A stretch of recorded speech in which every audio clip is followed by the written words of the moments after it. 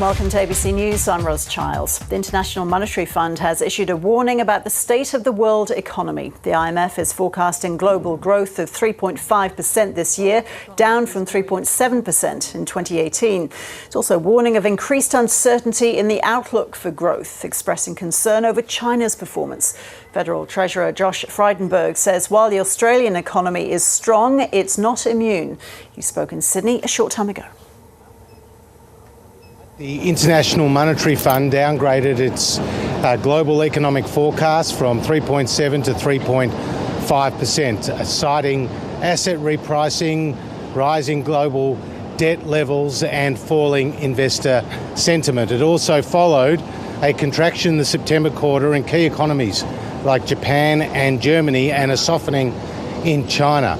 As the global storm clouds gather, it's more important than ever that we stay the course on our economic plan, a plan that has delivered more jobs, lower taxes and a budget that will be in surplus after a decade of deficits.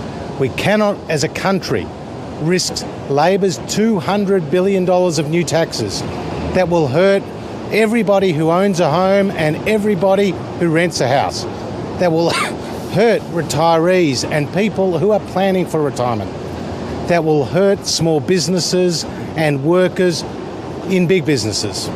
The Labor Party's answer to the global storm clouds across the international economy is higher taxes. It's the wrong prescription and they have the wrong diagnosis. The Coalition has an economic plan that is working and we must stay the course. How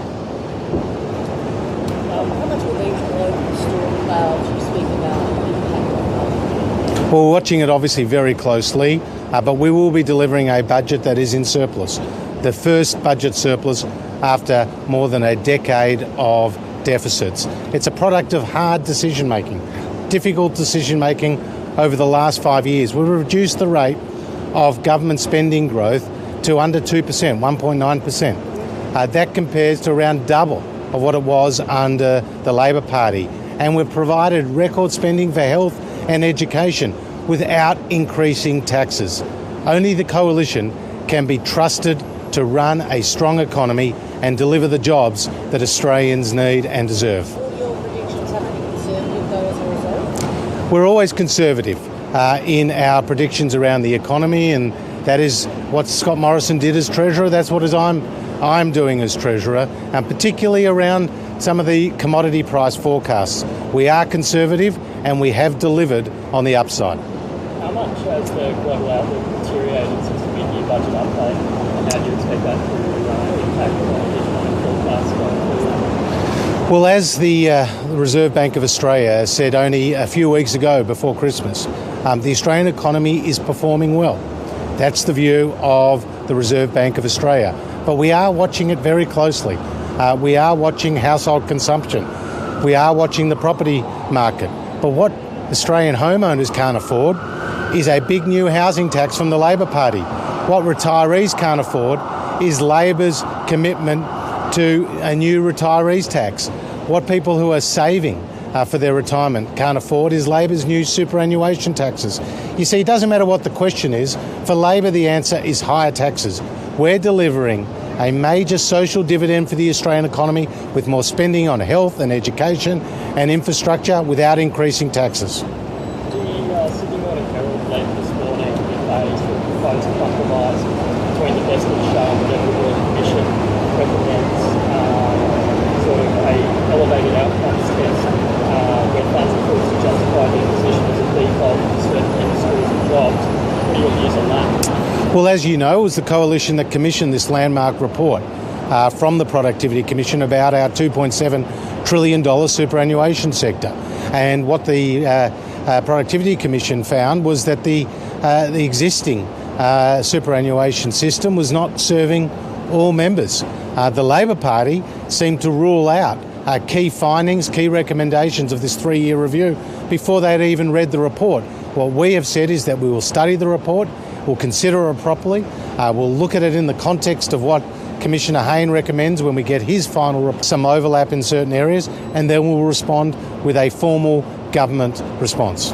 But our number one focus, our only focus, is the interest of all members. When you first say the course, this government, the trade war and Brexit are external threats. There's not much that the Australian government can do. And is there that is going to be beyond cutting interest rates to support the economy? And any government can do that. There is a lot that governments can do to stimulate growth, to create jobs. And that is what we have seen through the coalition's strong economic management that has delivered more than 1.2 million new jobs. Let's not forget that when we came to power, unemployment was 5.7%. Today, it's 5.1%. Let's not forget that when we came to government, that growth was 2.1%. Today, it's 2.8%. Let's not forget that government spending was much higher than it is today under the coalition. We have put in place the policies that have backed small business, the policies that have backed workers, the policies that are tackling inequality, the policies that are creating jobs and better outcomes for all Australians. What the Australian economy and what 25 million Australians can't afford is Labor's punitive, high-taxing agenda with $200 billion of new taxes. We need to stay the course with an economic plan that is working, with an economic plan that is delivering. Warren Monday has been installed to running Gilmore. So your thoughts on Warren? What do you think he's going to the Liberal Party? Well, those issues and the selection of candidates are matters for local branches. That's one of the great strengths of the Liberal Party as opposed to the Labor Party. We attract people from all walks of life, people who want to make Australia better, but most importantly, people who that we as the Liberal Party were founded on. Values of supporting the individual and their enterprise. Values that involve putting in a safety net for people who have a go. We put in place policies that back our values, supporting the family and small business. Why replace branch officer? I'll leave those matters for the New South Wales division and for the local branches. Again, issues about who runs and in what seats are handled by the relevant state division and by the local branch members. You know, one of the great strengths of the Liberal Party is that it's the parliamentary party that determines the policies and that fights the campaigns, and it's the local branch members who select the candidates and are responsible for the organisational work. So the ABC understands the Liberal Party state executive is going to lost motion to enforce Mr. Schultz. No, like I said, I'll leave those. I'll leave those. I think that'll go down with the voters at your Like I said, I'll leave those matters for the Liberal Party of New South Wales, for the branch members and for the executive. The independent government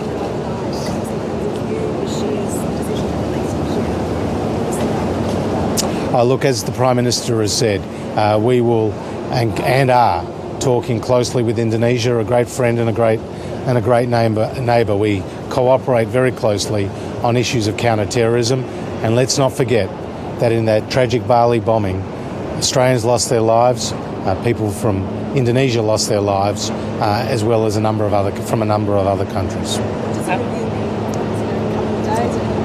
Look, I'll leave those matters to the Prime Minister and to the Foreign Minister. So the former Energy Minister, what do you make of Labor's $1 billion plan to boost Australia's renewable energy industry? Well, the Labor Party has only one policy for people's energy bills, and that's to send their prices up. That's what happened when they were last in government. Energy prices doubled. They have a reckless target of emissions reduction, which the Business Council of Australia said is a wrecking ball through the economy. They have not released the funding details, the cost details of their 45% emissions reduction policy. And what we have seen on our side of politics is that prices have started to come down. And when I was the Energy Minister, we saw a fall in last July in key markets in Queensland and New South Wales, South Australia. And what we are doing now under Angus Taylor is investing in new generation.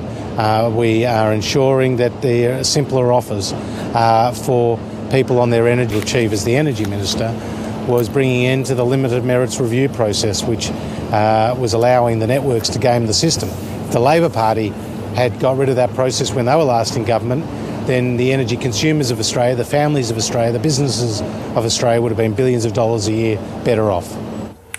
Treasurer Josh Frydenberg there. He began by speaking about the outlook for the Australian economy. He spoke to the Sydney Institute this morning, giving his first major speech as Treasurer. And this comes as the IMF, the International Monetary Fund, issues a revised global growth outlook for this year, down from 3.7% to 3.5%.